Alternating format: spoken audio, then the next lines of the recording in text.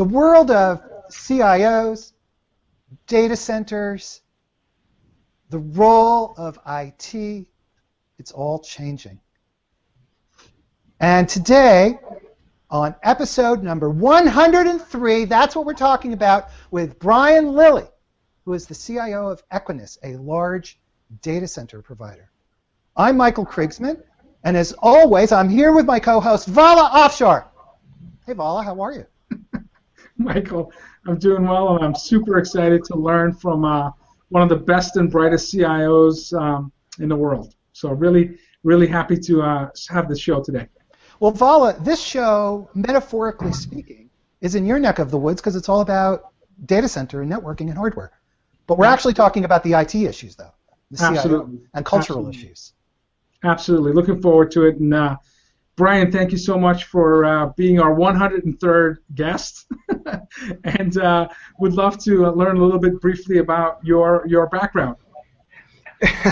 Sure. So first of all, I am honored to be 103rd. 2015 is going to be a big year for me because I'm going to work super hard because I want to crack that top 100.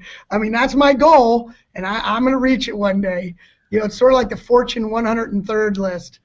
I actually started to think about why 103rd, and then I realized you guys are so smart. You're so cutting edge. We have 103 data centers around the world. That was it was why you did it. It's amazing. You guys are amazing. And we weren't going to say anything because we didn't want to embarrass you, but you nailed it. I just marketing genius on this call. So my first of all, thanks for having me here. I looked at your CXOTalk list, and I do honestly feel thankful to be a part of the list. Even at 103, I still feel special, and so thanks for having me today. You're very welcome. Can you give us a little bit of background information and certainly company information for our guests as well? Sure. So Equinix, we're going on 16 years old, and we are a global data center platform. We have these 103 data centers around the world, and but more than the data centers, we actually protect, connect the digital economy. I mean, that's what we're really trying to do. And the secret sauce of Equinix, besides having very highly reliable, state-of-the-art data centers, is we have an interconnection fabric that is really second to none. We have close to 150,000 interconnections, and those are cross connects, either physical or virtual, where companies that are our customers connect to each other to really move forward digital commerce, and we feel blessed to be sitting in the middle of that and actually able to see what's happening, like who's connecting to who, where the growth is. And we started 15 years ago with this network ecosystem. We have over 1,000 carriers in our facilities, and that's where it all started. And then what followed that were the content guys who said, hey, including Yahoo and others, that said, hey, if I could put my content next to those carriers, I can reach eyeballs all over the world at very low latency. And so they were the first to figure it out.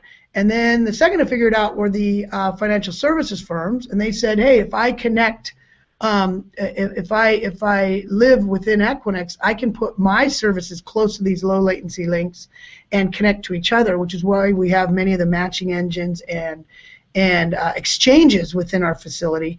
And then the latest boom that we're seeing really is cloud. Cloud, it is perfectly suited for cloud providers to sit right next to these carriers and cross-connect into the pipes that reach the people. And so cloud is our fastest growing vertical. We have over 500 cloud providers in our facility. And so what this all means for enterprises, which is sort of where I'm excited, because yes, we're a service provider, but I'm the enterprise CIO, and I'm trying to help Equinix grow and scale and be efficient and successful as a company, is enterprises can come in and they can actually leverage not only the network connectivity, but they can leverage the cloud connectivity and really create this new enterprise look, which is where most of the traffic is actually going out to the cloud versus going to some corporate data center somewhere. So it's something I learned from my buddy over. He's no longer there, but at Bechtel. Gare Ramleth. He said, don't bring the network to your data, bring your data to the network. And that's really what we've been doing here. So, Brian, data centers are a very specific and, for many people, kind of an arcane subject unless you're involved in that segment of technology. So give us a little bit of background on why data centers are exciting today. Because there's a lot happening in data centers because of cloud and the other things we're talking about. There is. It's a good question because, it's funny. Before I was here, I was at VeriSign, and I really hadn't heard much of this company. And I've been here almost 7 years, and I learned a lot about the inner workings of the internet. We have access to almost 99% of the internet's routes through our facilities. And so when I think about data centers being exciting, that's just sort of a funny sentence, because in my previous experience, it was a building that was sort of segregated, sort of lights out, maybe a handful of people there, a lot of security, and frankly not real exciting. But if you go into sort of the data center of the future, whether it's ours, which is in the retail space, meaning we have many, many customers in one place, or even you go into a Facebook, major facility, they are pretty exciting. They're technology innovation. They are where the bits sit and traverse and connect. And so it's exciting to see the digital economy or the digitization of the world, not just the enterprise, but of the world, happen. And a lot of it is happening in these interconnected data centers. And so to me, it's exciting because I'm fortunate I get to have our infrastructure there and take advantage of it. But it's also exciting to see people connect to each other and use that to move their business forward. Examples could be Hulu or Netflix or Foursquare. Those are all customers that sit within our walls and deliver their amazing services through the network pipes that we also host, as well as through each other. They may be directly connected to Amazon, like in the case of Netflix, for its services to run its wonderful service. So I think that's what makes it exciting, is to see our customers innovate and for us to be a part in making that happen. Sure. Brian, if you look back maybe 5 years ago compared to today, what does the state-of-the-art data center look like? Well, it's interesting there. I can certainly describe what ours looks like, and I think there are some trends that are consistent. So, one example would be really intelligent cable tray layout for your connectivity. Whether that's making sure that your, certain, whether it's video or audio or high rate data cables are separate, you'll see that they're very intelligently laid out so that you can quickly swap and connect to the service you want to swap and connect to. That's one. Second one is at least in ours, we have this thing, we call it the runway lights. They're blue. It sort of feel like you're in a disco. Down the hallway, it's this blue lighting. It's very efficient lighting. One of our goals is to be energy efficient and drive down PUE, which is a measure of data center efficiency. So green and being eco-friendly is pretty high on our list. And so that's an example of that. And then in our case, and this is born from pragmatism, where if you've been in IT and you've slogged servers around or switches or routers or cables or whatever, you know that you spend a lot of time there. And so what we've done is we've tried to make it feel a little bit cool, a little bit like home. So for example, when you walk in, we have a big red silo, and in that red silo, it's a beautiful structure. But in that silo are video games and coffee bars and there's Wi-Fi throughout, places you can plug in and configure your gear. Containers with nuts and bolts, just little things that make it, again, born from pragmatism, make it a better place to work, a better place to hang out. And it's always fun when I go in. I give tours to college kids, and they meet in there an engineer from Facebook or an engineer from Google or an engineer from Hulu, and it's pretty exciting for them to know that the cloud isn't this sort of without shape, amorphous thing. It's actually data centers that are highly connected to networks. So is that what makes a data center sexy? Yeah, that and some of the people that work there, that it's a little bit of both. And what are some future trends that you see? Is there technology? Are you seeing more modular to fixed form factor in terms of the technology that powers the data center? Are they more energy efficient technology that you're researching, investigating? Where do you see some top trends? Yeah, I think that when you look at economizers to again, this is for greening, and also in certain states you get significant rebates for technologies like that.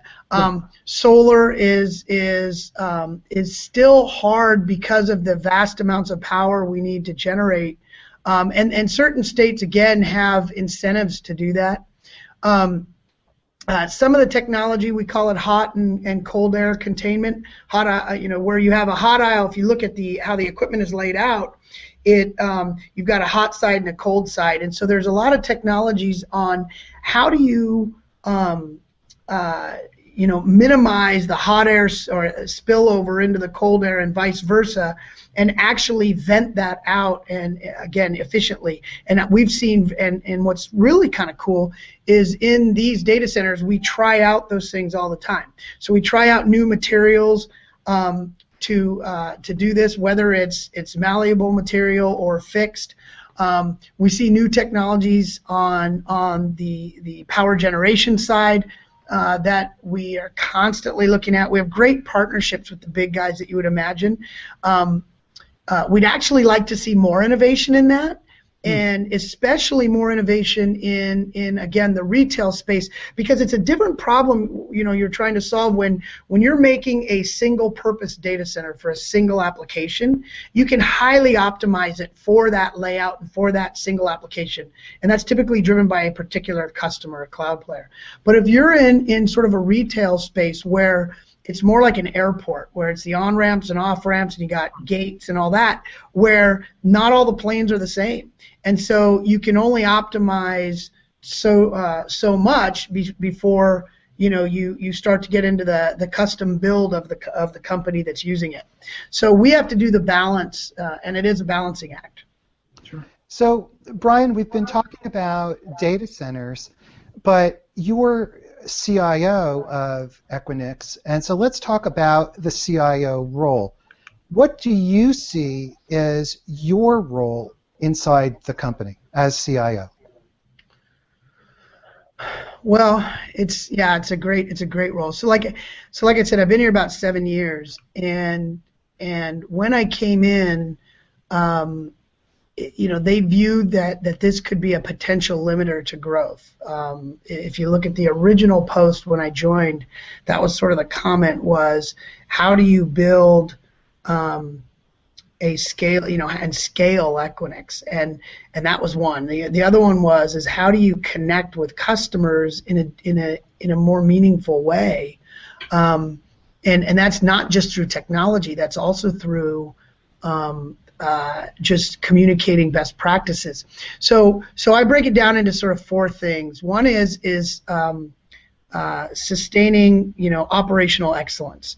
So you don't get the right as a CIO to do much innovation or maybe some of the fun things like spending time with customers. You don't get that right until you get the operational excellence right. So I always tell my guys and gals that sustaining operations is job one, and we have to do that first and foremost. And then second is, as I said, transformational excellence. And what I mean by that is when you're growing at the rate we've been growing, I joined when it was about, I think it was about maybe 900 employees, maybe 800, and we're now at 4,300. So the growth in employees, I joined at somewhere in that 900 million in revenue. We exited around 2.5 billion in revenue, somewhere in there. So the growth has been significant. And so transformational excellence is all about how do I transform business process and business systems to support a scaling, growing global company, and there's a number of initiatives in there that we've taken on in the past and we're still taking on to do just that. The third part of my role is innovation excellence. So the team has really focused on innovating. When I think about Cloud Exchange, which is the most recent example, that's never been done before, and writing the software and API enabling the Cloud Exchange is just one example of innovation. We have a number of others.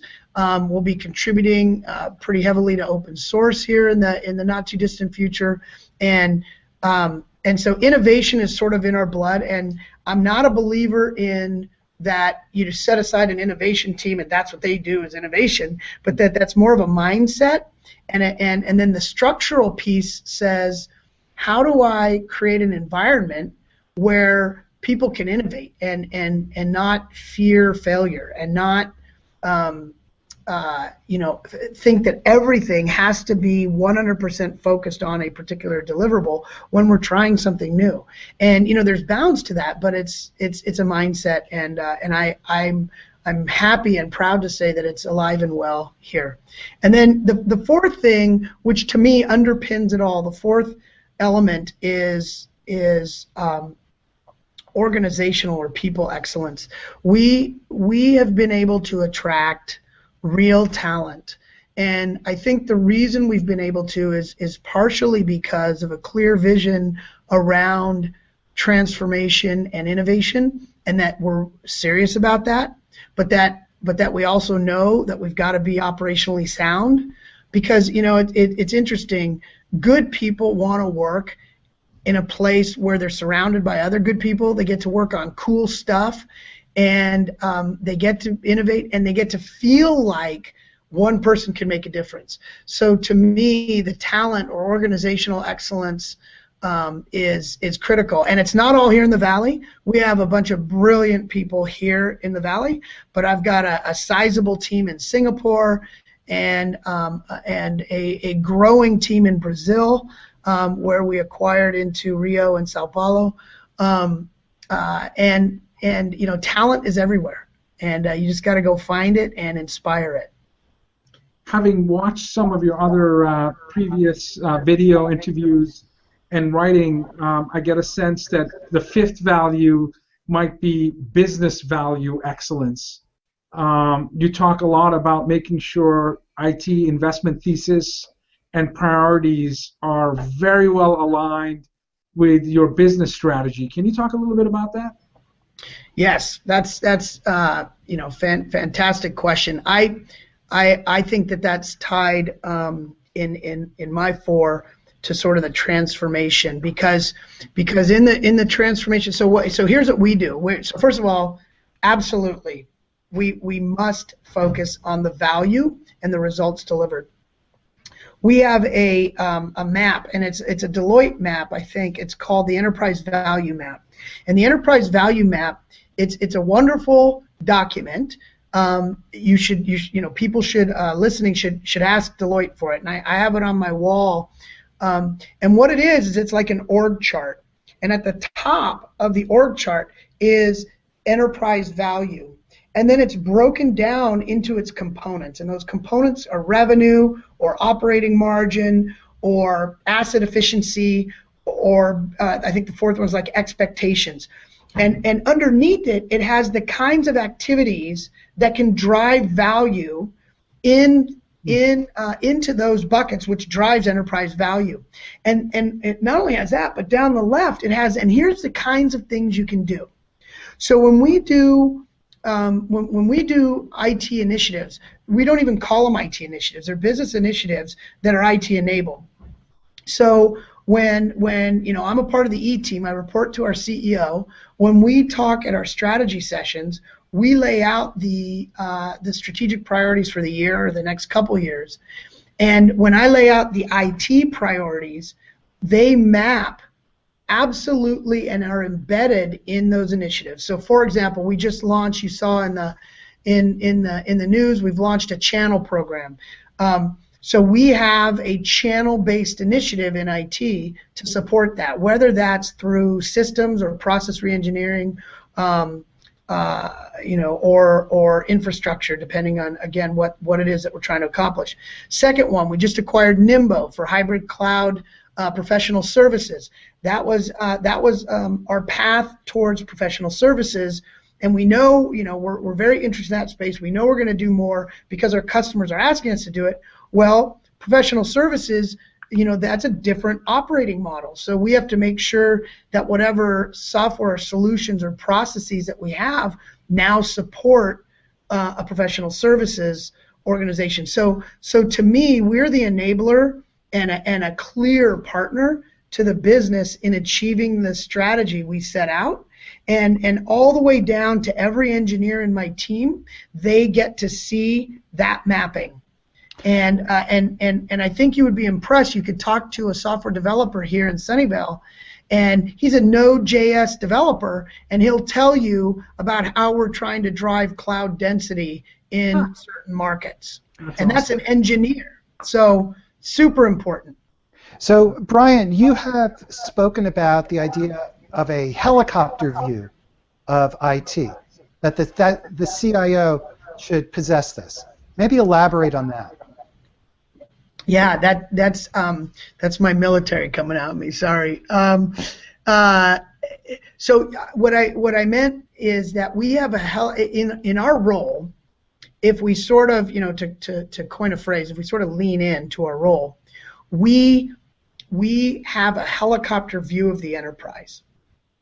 We are very, very fortunate that we get to work with and support all functions, all regions, all countries in the enterprise.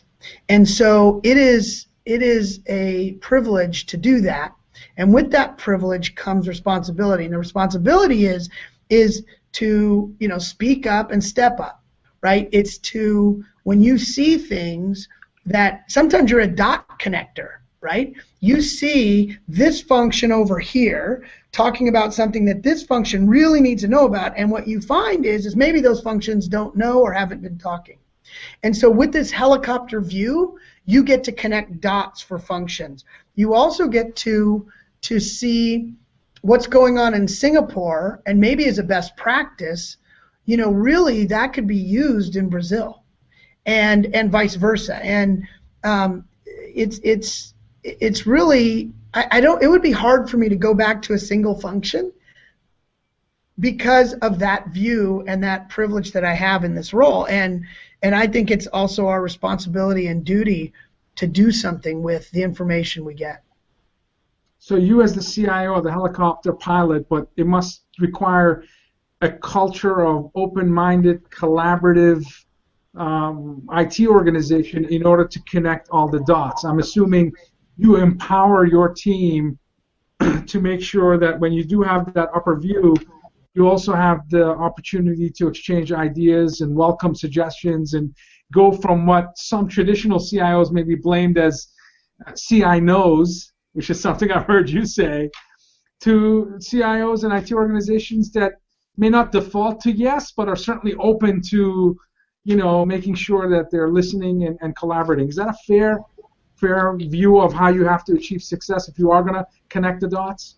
Yeah, it's funny. So I have a phenomenal team, starting from sort of this handful of vice presidents all the way down, and we have I would say probably one of the most open and collaborative environments that I've ever worked in. And I think it comes from a basis of trust. It's the whole 5 dysfunctions of a team, and what's the bottom layer is trust. And I think if you have trust, it's amazing what can get done. It's trust equals speed, trust equals sharing, trust equals the ability to connect dots, and yes, be open to ideas. And when I watch, sometimes I sit back and I watch my team operate with the business, because they're mapped into the business, and it's really quite fun to watch. This morning we're in our day 10 of a big UAT cycle. We have probably 150 people around the world testing this transformation project, and we have kickoff at 9 in the morning here. And we put up a couple of slides, and one of the slides we put up was, it's International Happiness Day today, by the way. It's and my buddy he came and spoke to us, Sean Aker of the Happiness Advantage. I put up that slide and I said, he reminded me that when he tweeted out today, and this whole notion of we're on one team, and I'd rather work together, even if it's their idea or not mine. Let's just be clear on that. I'd rather work together to solve a customer problem, or compete with a company that we're competing with, compete well and fairly and hard, than compete with each other. And I think this sort of openness and dot connecting goes so much further than the other. And we live, I've got it on my wall. Abraham Lincoln, I think it was Lincoln, said it's easier to catch a fly with a drop of honey versus a gallon of gall, right? And so it's just so much easier and better to be kind. So Brian, you are responsible for customer-facing portal products. This is pretty unusual for a CIO to be facing outward in such a direct way. Maybe talk about that a little bit. Well, it is interesting. It's lovely, actually. I think there's a little bit of a blend of CIO, CTO roles sometimes in certain companies, and I also think there's this notion of center of excellence. So when I came here, the real center of excellence that we built was in software, whereas the CTO role was much more in network technology and switching fabrics and data center technologies, and we really have in IT a center of excellence around software. And as we built that and we're able to attract some of these really talented software engineers, it became clear that and made sense that we in this team should own all software, and that included customer facing, because we treat our internal clients like customers, and so it's a very similar mindset to engage your customers, to talk to them about what would make their life better, what would make it easier, how do you get them to become more sticky customers, so that they actually integrate your platforms with theirs. And we're sort of experts in integration, and so when you think about SaaS apps, we have about 40 SaaS apps that we use here to run Equinix. And then we've got probably 20 or 30, I don't even know how many on-prem, and we have to integrate SaaS with on-prem. Well, it's sort of similar with integrating outside the walls of the enterprise with your customers to your on-prem, and you could do that through portals where you have a person sitting in front of it and you're engaging them in the user experience and doing all those things. or you can do it programmatically via APIs. But it's the same notion. And if you treat, if you do follow those principles of user or customer engagement, getting them involved in the design, getting them working with you, listening to them, having direct, like we have, for example, a mail alias called Portal Feedback. Every single comment comes in from a customer comes in, and I read every one of them.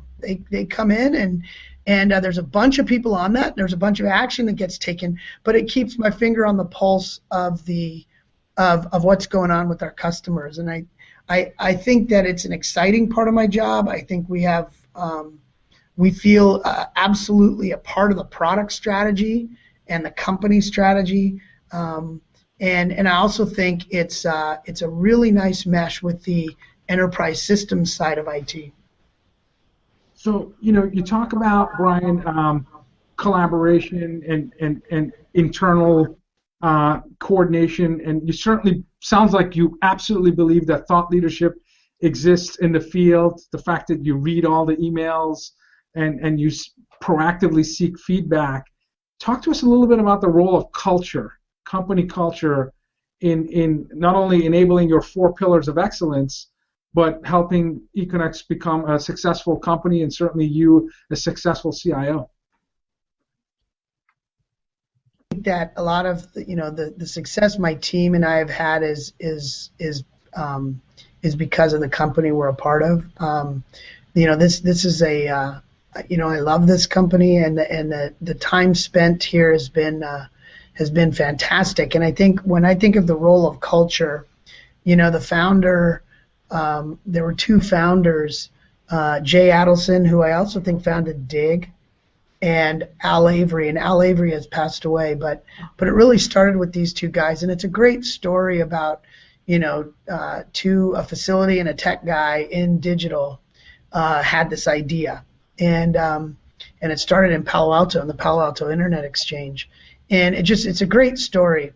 And one of the early people that they hired was a man named Peter Van Camp. PVC, as we affectionately call him, is our chairman of the board and is still actively involved.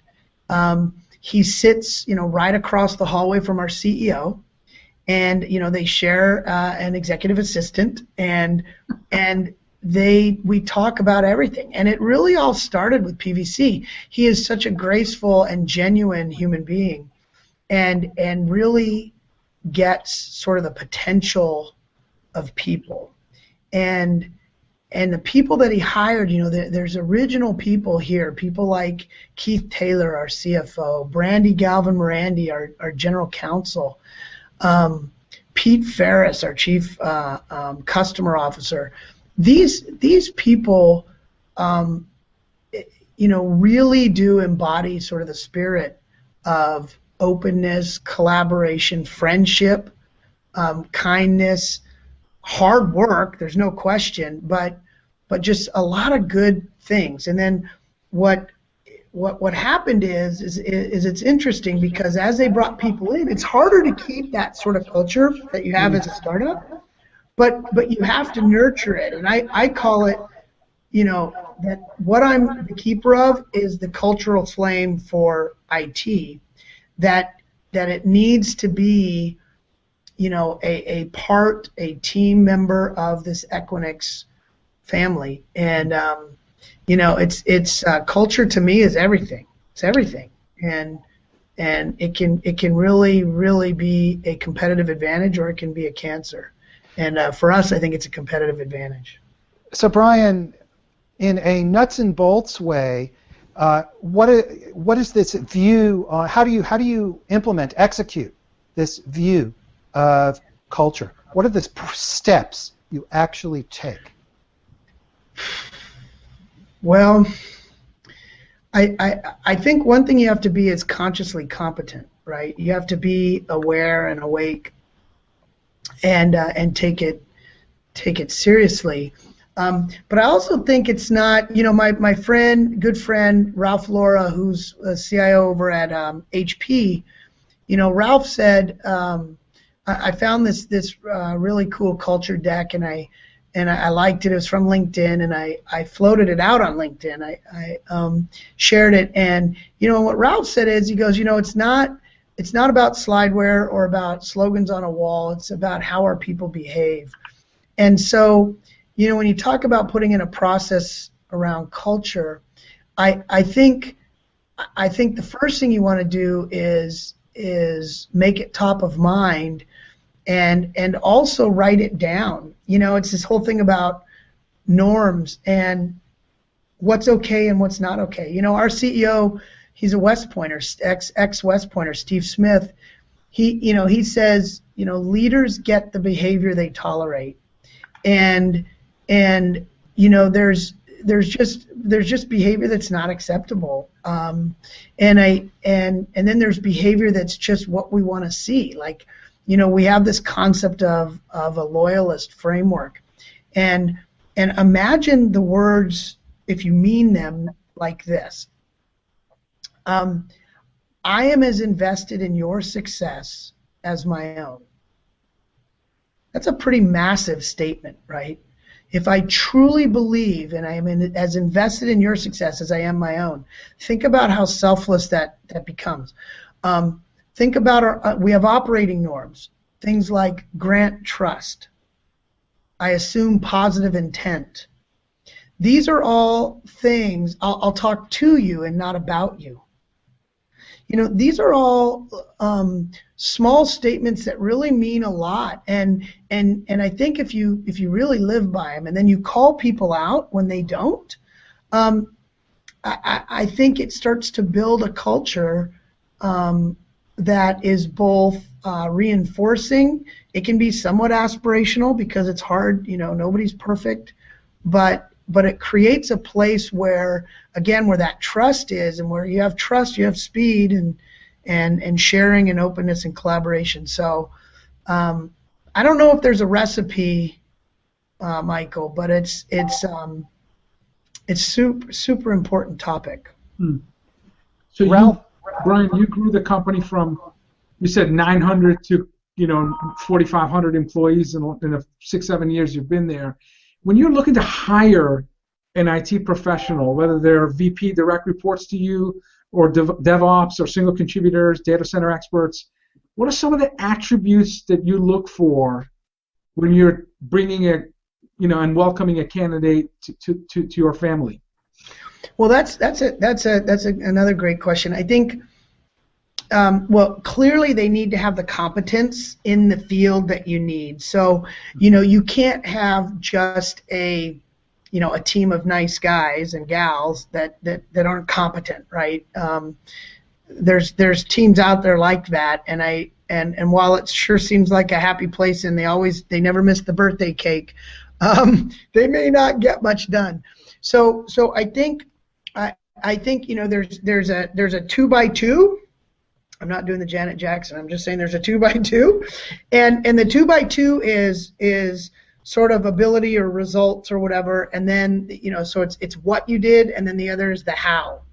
And so if you break that 2x2, you got doesn't get results and doesn't maintain the values, you fire them, right? And then if you're up in the other one, they get results and they do it where people flock to their team. Those are your stars, and you motivate, and then it's the other two that are sort of tough in terms of coaching, because if they get the results but they're not living to the values, you either have to coach them over into that other quadrant, or likely they're going to be gone, because you're not going to value results over leaving dead bodies in your wake. And then the other one is, they really do embody the culture, but they're not getting the results. Well, maybe they're in the wrong job. Maybe you can coach them into a new role, etc. So that's how we sort of maintain it for existing employees. For new, it's a combination of the competency axis, and then there's a set of I don't know if you call them attributes. It also might just simply be responses to questions around, let's talk about this scenario. And the scenario might be that you have a deliverable you must get done. your teammate has a deliverable that they have to get done, and they're in deep doo-doo. What do you do? And it's very, and then say, not only what do you do in that hypothetical, give me an example of this in your past. It really will show their tendency to help, their tendency to be a good teammate. You can ask them questions about what about your previous culture did you like and what didn't you like, and the kinds of answers that you get in those questions are pretty interesting, because it sort of can be revealing of the character. So I think it's more that than attributes. I mean, clearly the attributes of teamwork and collaboration, this openness notion that you mentioned. Also, though, passion to drive, because we can't miss the market, so we have to drive, and you can't be afraid of working hard. But those are the kinds of things that we do. It's a really important question, how you hire. Brian, we have just a couple of minutes left, so can you share advice, talking about culture, can you share advice to other CIOs that are in organizations that may not be as receptive or open to the CIO driving innovation? So in other words, how can a CIO drive innovation in the most effective and efficient manner with the results that are desired? Well, I think if it's, and this is probably not the case for all CIOs, but most CIOs have a budget, and that has some room in it. And what I mean by that is it's, and I know there are certain, and why I said this may not be the case for all is some, manufacturing where you have penny margins, and they live in a different maybe world.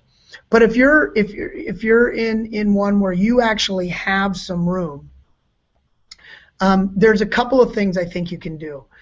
One is set aside some money for ideas. Set aside some time for some of your people to work in areas that there's not necessarily an application fit for it today, but there could be some relevance to where you're going. The other thing is set aside some of your time, because I have 4 kids, and just like parenting, vote with your feet.